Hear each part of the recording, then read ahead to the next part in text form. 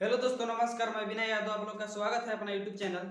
तो आज से 10th क्लास के फिजिक्स, केमिस्ट्री, मैथ, बायोलॉजी सब विषय कंटिन्यू चलेगा।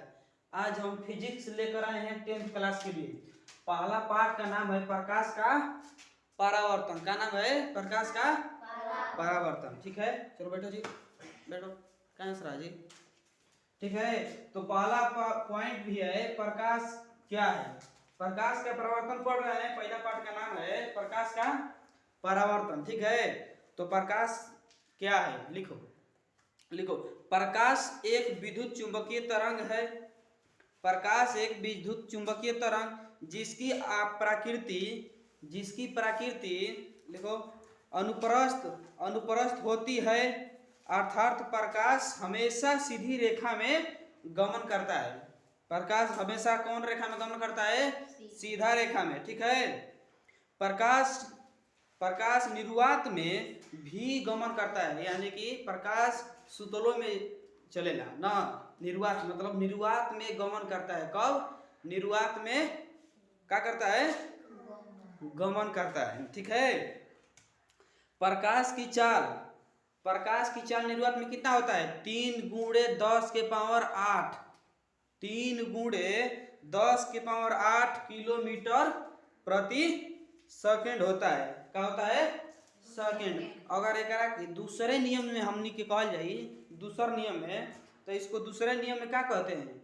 दूसरे शब्द में प्रकाश वह माध्यम है। दूसरे शब्द में प्रकाश वह माध्यम है। प्रकाश वह माध्यम है जिसके किसी वस्तु पर पड़ने वाली जिसे किसी वस्तु पर पड़ने से हमें देखने की अनुभूति मिलती है। यानी कि प्रकाश जो लाइट होता है ना, सूरज ने ढामा को उगत देखले वाला जहाँ जब पड़ेला, जब उगे ना, तो देखल जा दीवार पर पड़ेला कि ना। ठंडा के मौसम में तो दीवार जरी खड़ा होला जा ना। कि काहे खातिर कि घाम लगी। यानी कि जब प्रकाश पड़ता है तो उसको दूसरे माध्यम से हम लोग देखते हैं तो अनुभूति मिलती है ना, मिलता है। ठीक है, लिख लिया सब लोग। अब दूसरा में रेखा है छाया किसे कहते हैं? छाया यानी कि जब छाया जानता है क्या होता है ना? देखो हम बताते हैं छाया किसे कहते हैं। प्रकाश अपने मार्ग से पड़ने वाली, प्रकाश अपने मार्ग से, प्रकाश मतलब जो लाइट, मतलब जिसे लाइटें मारला जना, फोकस है, तेरे फोकस मारला जना, तोर फोकस कहाँ जाता, हमारा फोकस कहाँ जाता, कहो मारला कि ना।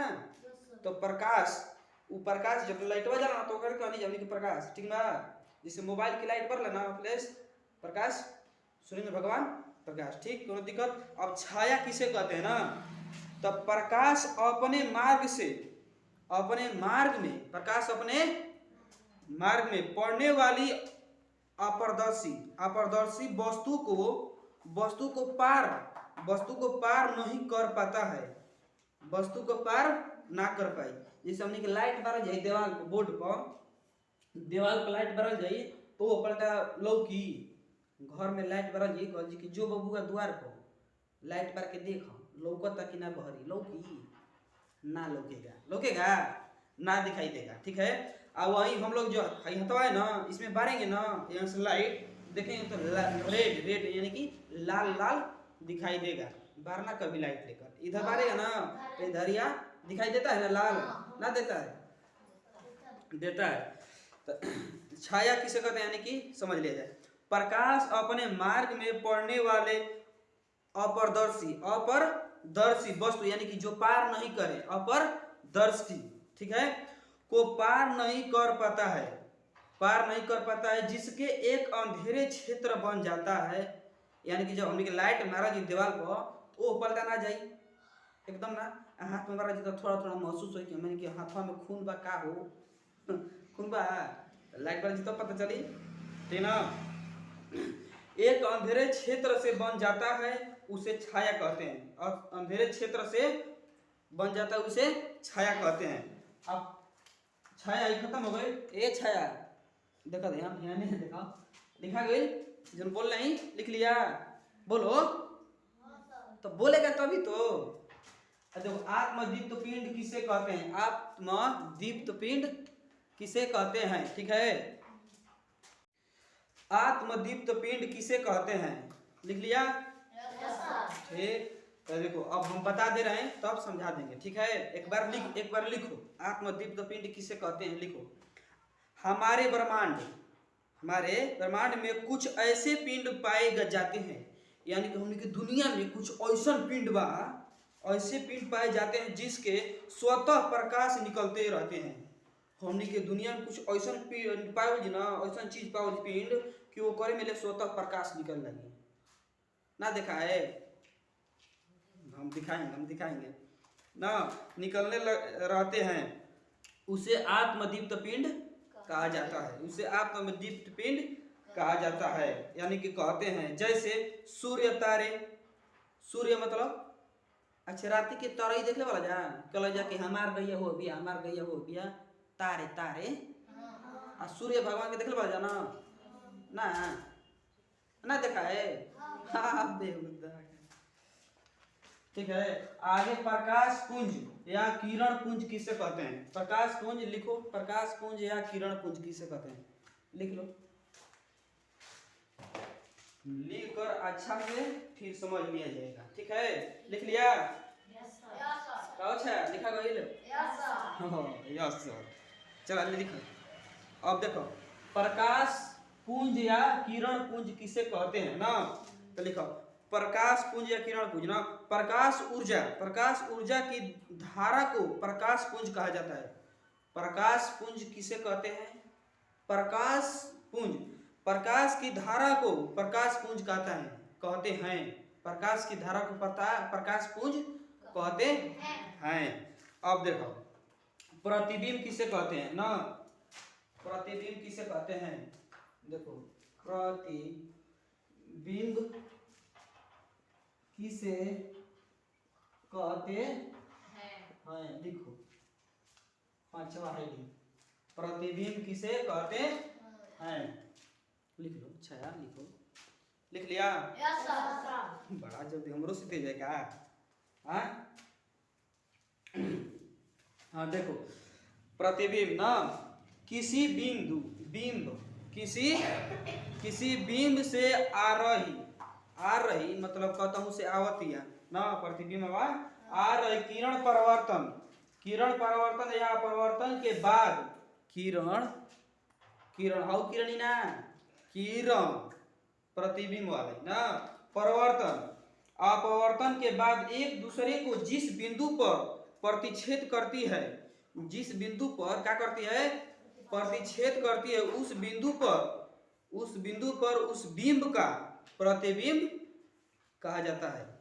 समझ में आया, एक बार देखो, किसी बिंदु से यानी कि किसी बिंब, प्रतिबिंब पूछ रहा है ना, प्रतिबिंब पूछ रहा है ना, तो बिंब वही बोल रहे हैं, बिंब किसी बिंब से आ रही किरण परिवर्तन, किसी बिंब से आ रही किरण परिवर्तन या अपरिवर्तन के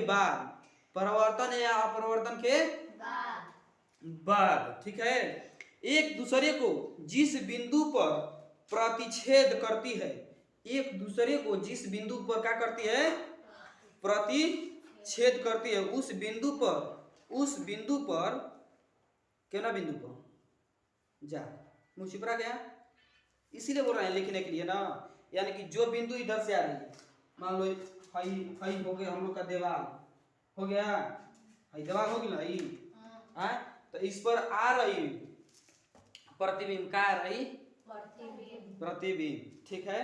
तो कहाँ से देखो, एक बार हम लिख लिया है ना, एक बार और मिला लो, ठीक है।